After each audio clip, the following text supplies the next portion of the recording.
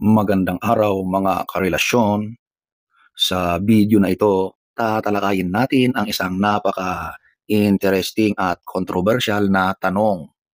Bakit nga ba may ilang kababaihan, kung hindi man karamihan, ang nahuhulog sa lalaki na tinatawag na jerk? Maraming beses na nating narinig ang ganitong usapan, mga kwento ng mga babae na nahuhulog ang loob sa mga lalaking tila hindi maganda ang ugali o mga lalaking tinatawag nilang jerks. Pero bakit nga ba nangyayari? Ano ba ang dahilan sa likod ng ganitong phenomenon? Sa video na ito, suriin natin ang mga posibleng dahilan mula sa psychological, social at cultural perspectives. Tatalakayin din natin kung paano ito nakakaapekto sa mga relasyon at kung ano ang mga pwedeng gawin para mas maintindihan at mapabuti ang ating mga desisyon sa pag-ibig. So, alamin muna natin ang ibig sabihin ng jerk. Sa simpleng salita, ang jerk ay isang taong may masamang ugali, maaring bastos, walang respeto, walang modo, pabibo, o palaging nagpapakita ng hindi magandang asal sa iba, lalo na sa mga taong malalapit sa kanya. Sa Filipino, madalas natin silang tawaging bastos, palaaway, walang respeto, mga nananakit ng damdamin, at marami pang iba. Ngunit bakit may mga tao na nahuhulog sa ganitong klase ng tao, lalo na sa mga kababaihan? Isa sa mga pangunahing dahilan ay ang psychology o pag-iisip ng tao. Narito ang ilang posibleng dahilan. Attraction sa confidence at assertiveness. Madalas ang mga jerk ay nagpapakita ng mataas na kumpiyansa sa sarili. Sa ilang babae, ang kumpiyansang ito ay nakakaakit dahil ito ay nagpapakita ng lakas at kontrol. Ngunit minsan ang kumpiyansang ito ay nagiging pagiging bastos o walang pakundangan. Number two, the bad boy syndrome. May mga babae na naaakit sa mga lalaki na tila misteryoso o mapanganib o lalaking-lalaki ang dating. Yung tila bad boy nga.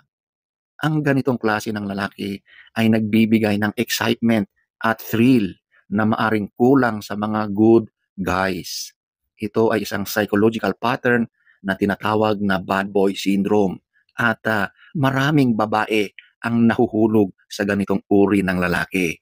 Hindi lahat, pero marami. Number three, low self-esteem. Sa ibang kaso, ang mga babae na may mababang pagpapahalaga sa sarili ay maaring mahulog sa mga jerks dahil sa paniniwala na hindi sila karapat-dapat sa mas mabuting trato. Number four, desire to change the person. May mga babae rin na naniniwala na kaya nilang baguhin ang isang jerk, ang lalaking may ganitong kaugalian at gawing mabuting tao. Ito ay isang common na dahilan kung bakit nananatili sila sa ganitong relasyon. Maraming ganitong mga babae na mahal nila yung lalaki kaya pakiramdam nila ay magbabago ito or mababago nila yung ugali ng lalaki. So, punta naman tayo sa mga social factors. Number one, media at pop culture.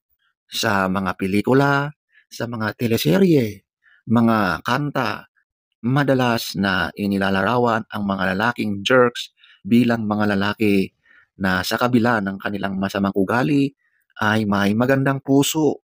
Ito ay nagiging ideal sa ilang mga kababaihan. Kaya dahil sa ganitong pop culture, doon na sila nahuhulog.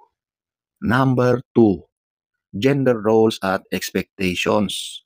Sa ating kultura, may mga expectations sa mga babae na maging matyaga, mapagmahal, at matiisin sa mga problema sa relasyon. Dahil dito, may mga babae na nananatili sa relasyon kahit na hindi maganda ang trato sa kanila. Number three, peer pressure at social validation. Minsan ang mga babae ay nahuhulog sa mga lalaking ito dahil sa pressure ng kanilang kaibigan, barkada o social circle na tanggapin ang ganitong klaseng relasyon bilang normal.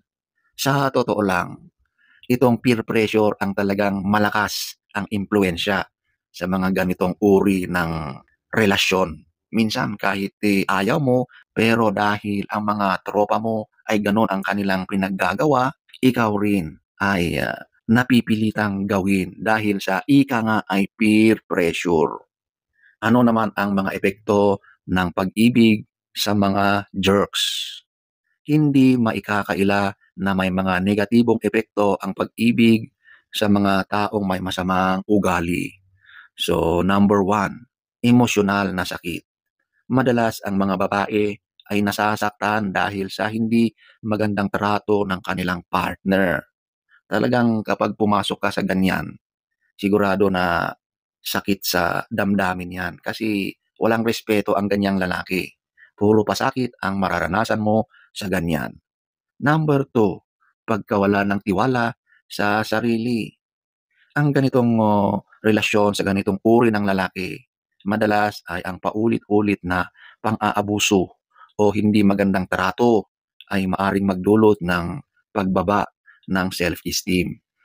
So, sa mga ganitong relasyon, ang mga babae ay nagkakaroon na ng low moral. Mababa na ang kanilang tiwala sa sarili dahil sa ganitong uri ng pinasok nilang relasyon sa isang lalaking jerk, bastos, walang respeto, masama ang ugali at lahat-lahat na. Number three, problema sa mental health. Ang stress, anxiety at depresyon ay ilan sa mga posibleng magiging epekto ng ganitong toxic na relasyon. So, walang ibang patutunguhan ito kundi talaga namang sobrang sakit sa ulo, problema.